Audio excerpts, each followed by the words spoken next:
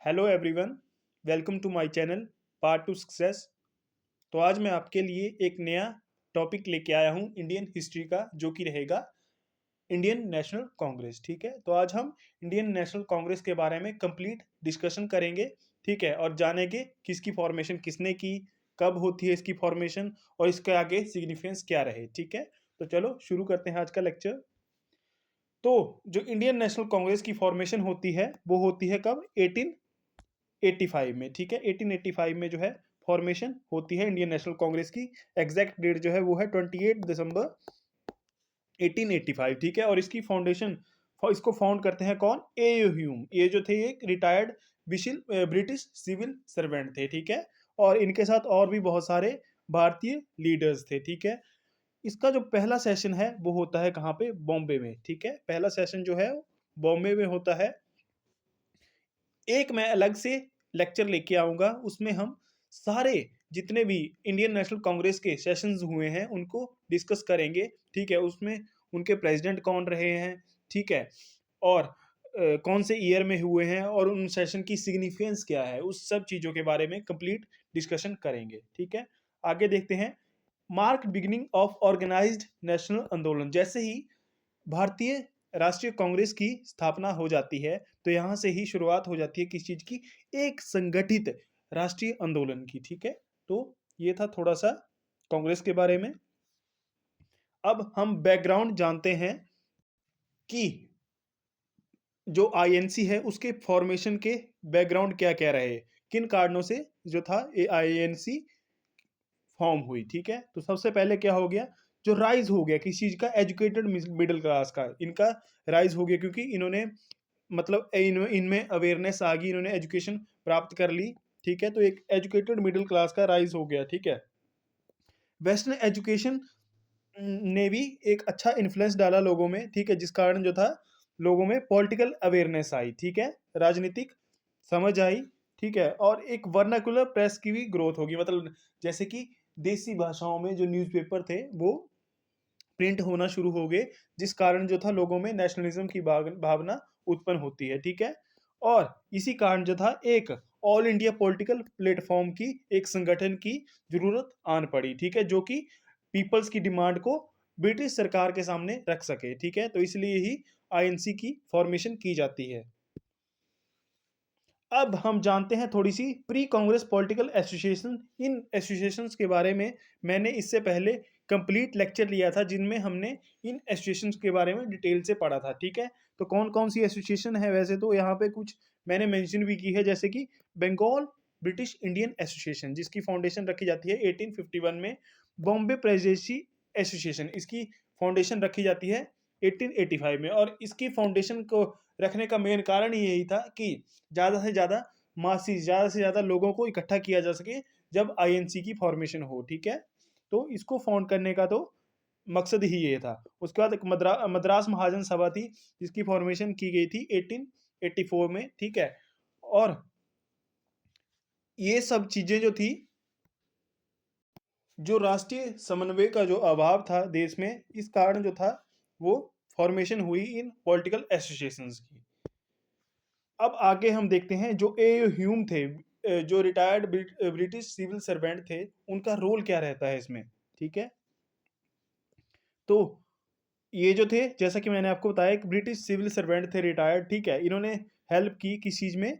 INC की formation में। ठीक है, इन्होंने इसको सेफ्टी बेल्ट की तरह यूज़ किया, मतलब कि इनको लगता था कि जैसे पहले भी जैसे 1857 का विद्रोह हुआ था, वैसे कोई भी रिवोल्ट या विद्रोह ना हो भारत में, इसलिए हमें क्या करना चाहिए? एक ऐसी ऑर्गेनाइजेशन बनानी चाहिए जिसके जिससे कि जो भारतीय लोग थे वो अपना पक्ष रख सकें। ठीक है, और दोबारा से कोई ऐसा विद्रोह विद्रोह ना हो। ठीक है, पर इनकी जो थी सबसे बड़ी गलती ही ये थी कि इन्होंने जो थी ये आईएनसी की फॉर्मेशन रखी, जिस कारण जो था जो भारतीयों में था वो क्या हुआ? नेशनलिज्म की भावना जो थी जागृत जागृत हुई, और यही यहीं से ही हमारे स्वतंत्र होने की नींव रख दी गई थी, मतलब।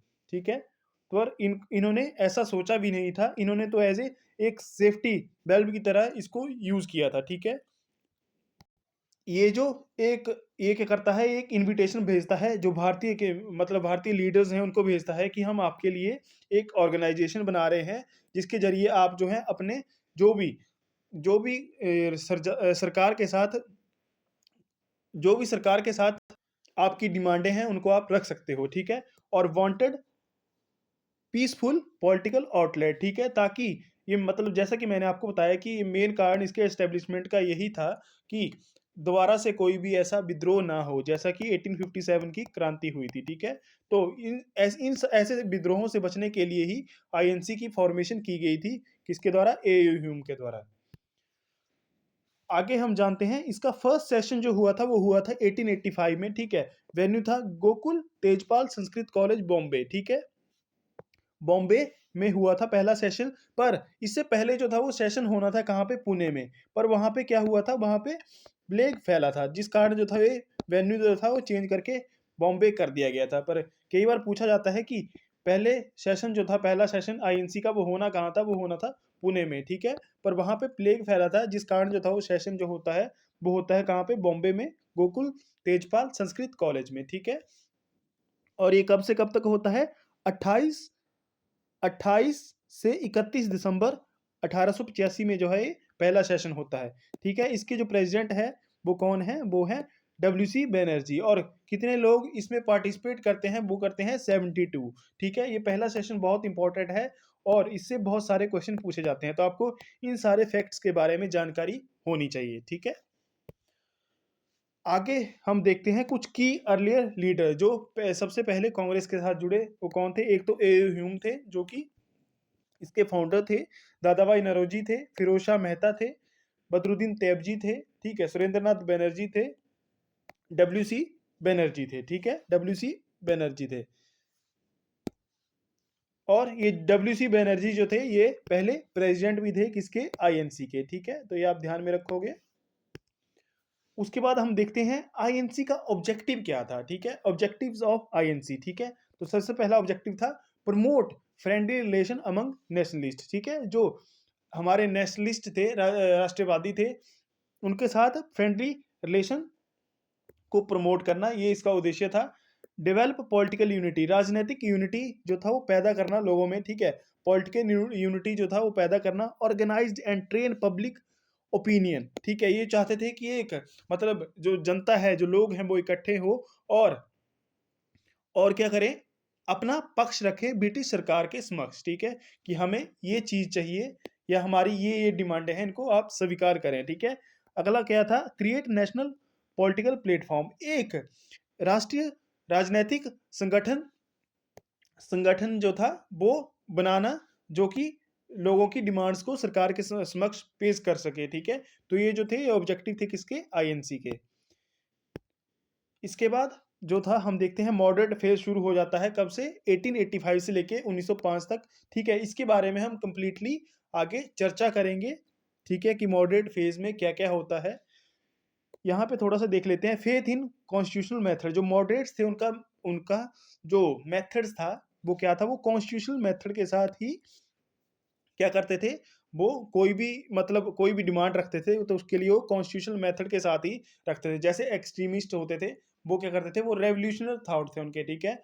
वो जल्दी से जल्दी रेवोल्यूशन लाना चाहते थे। पर जो मॉडरेट्स थे वो क्या करते थे, वो जैसे कि धरने पे बैठ गए, मतलब नॉन वायलेंस के तरीके से वो सारे चेंजेस लाना चाहते थे। उनको लगता था अगर हम वायलेंस करेंगे तो ब्रिटिश सरकार जो है वो उनका उनका साथ नहीं देगी और उनको जो है, जो उनकी डिमांड्स हैं वो पूरी नहीं होंगी, ठीक है। वो जो वो बिलीव था उनका किसमें, रिफॉर्म ब्रिटिश रूल, मतलब वो धीरे धीरे रिफॉर्म्स लाया जा सकता है ब्रिटिश शासन में, ठीक है। ये जो थे पेटिशन करते थे, रेजोल्यूशन चलाते थे, रेजोल्यूशन मूव करते थे, ठीक है।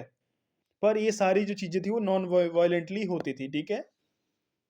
इन्होंने जो था वो राजनीतिक कंसाइसनेस जो थी वो फैलाई, ठीक है, किसमें, लोगों में, ठीक है। तो ये काम किया इन्होंने मॉडरेट्स ने। उसके बाद हम देखते हैं ब्रिटिशर्स का रिएक्शन क्या रहता है।